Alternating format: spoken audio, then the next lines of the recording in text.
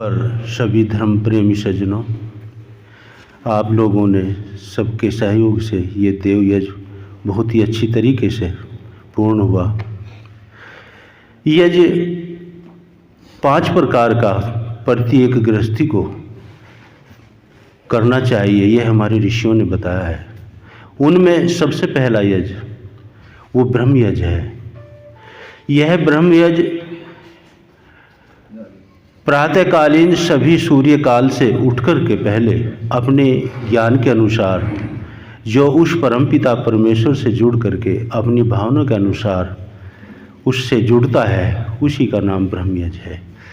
यदि जो पढ़ा लिखा ज्ञानी विद्वान ही कोई व्यक्ति है, वो वेदों के अनुकूल जो जिसे हम संध्या कहते हैं, यदि उन मंत्रों के अनुसार उस परमात्मा की उपासना करें तो वो सबसे सर्वोत्तम है। लेकिन सब आदमी संस्कृत के तो विद्वान या पढ़े लिखे होते नहीं, ना ही सब पे संस्कृत आती, लेकिन फिर भी जैसा जिसका ज्ञान है उसके अनुसार वह व्यक्ति रोजाना परमात्मा से जरूर जुड़ना चाहिए।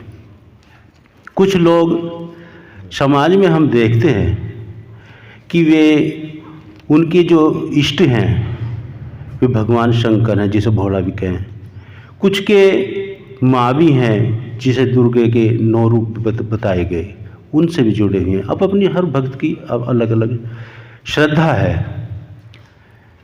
तो हमारे जो ऋषियों ने हमारे मंत्रों के अंदर एक यजुर्वेद का मंत्र आता है कि उसमें ये बताया गया कि हमें उस परमपिता परमेश्वर से वो उसका क्या स्वरूप है, उसी से क्यों जुड़ना चाहिए, उसी की उपासना क्यों करनी चाहिए। हालांकि ये सारे जितने भी नाम हैं, भगवान शंकर और ब्रह्मा, विष्णु, महेश, दुर्गा, सरस्वती इत्यादि बहुत सारे नाम हैं, सब उस परमात्मा के गुणवाचक नाम हैं। एक मंत्र आता है, हमारे मेनपाल जी ने भी उसका उच्चारण किया होगा जब ईश्वर प्रार्थना उपासना का विषय चल रहा होगा। ओम शहनो बंधुर्जनिता शह विधाता धामानि वेद भुवनानि विश्वा यत्र देवा अमृतमान शानास्तर्ति धामन्य धैर्यंत। अर्थात इसमें बताया गया है कि वह परमात्मा हमारे भ्राता के समान सुखदायक है। वह परमात्मा इस सृष्टि का उत्पादक है। वह परमात्मा हमारे संपूर्ण कार्यों को सिद्ध करने वाला है।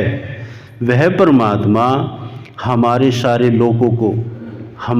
लोगों से मतलब है अब से पहले जितने भी हमारे कहाँ जन्म हुआ, किस किस लोक में हुए, यानी कि सब लोगों को, नामों को, स्थानों को, जन्मों को और कर्मों को जानने वाला है।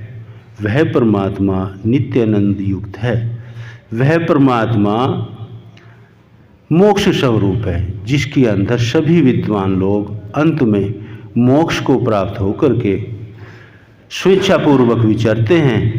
वही परमात्मा हमारा गुरु, आचार्य, राजा और न्यायाधीश है। अतः हमें सभी को उसी परमेश्वर की उपासना करनी चाहिए। इत्यादि बहुत सारे मंत्रों के द्वारा उसी परमेश्वर को सबको जो है संबोधित किया गया कि उससे बड़ा श्रेष्ठ और कोई नहीं।